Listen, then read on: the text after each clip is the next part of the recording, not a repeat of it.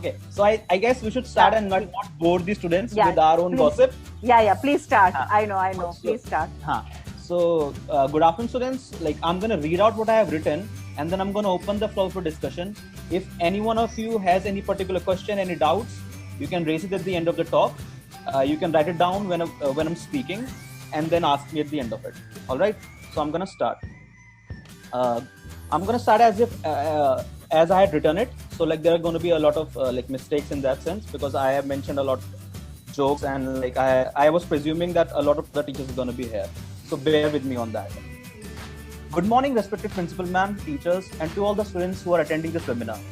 I would like to extend my sincere thanks to the school administration for putting their faith in me for this talk, and Payal ma'am for personally vouching for my name in the meeting. It is a privilege to speak in the presence of my old teachers. For the teachers who found me problematic back in my days, this might be my opportunity to redeem myself, especially Meenu ma'am and Payal ma'am, who don't seem to be here. I have been asked to present a talk on the importance of reading, or more specifically, the joy that is reading. I have structured this talk as follows. I'm going to read some basic points that I have listed out, which I personally considered as pertinent to the topic.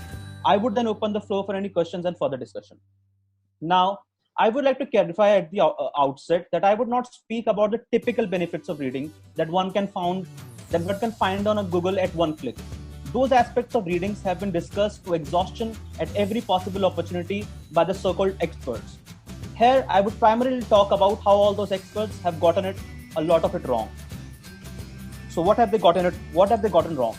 They have associated reading solely to pragmatic and practical concerns such as clearing entrances, gaining knowledge for the sake of it, or even attach a social value to reading.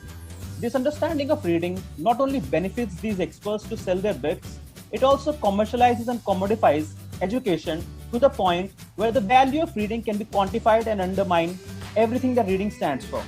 For instance, these experts advise reading to students so that they can enter the rat race of clearing examinations, as if reading without the aim of climbing the ladder of one's professional life is futile and a waste of time.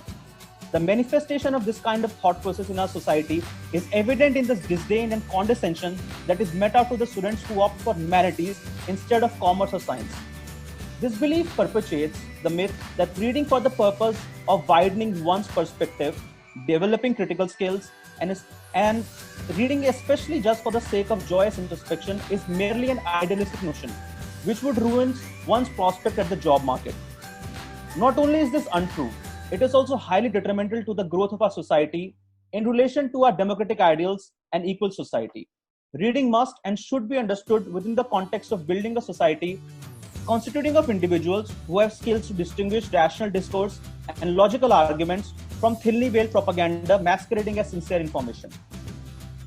Without extending further on the fallacious views our society holds towards reading, I would like to point out certain benefits of reading that deviate from the technical aspects of reading. My personal experience with literature for the past 8 years has been very influential in these beliefs, and I don't claim these notions to be either exhaustive or definitive. So please bear with me, and if you have any doubts, you can then clarify it with me. Or if you disagree with me, we'll have a discourse. So first point that I would like to point out, reading allows us to realize our own biases. A person who does not read is unable to put himself or herself in the shoes of others, thus reinforcing his own preconceived notions and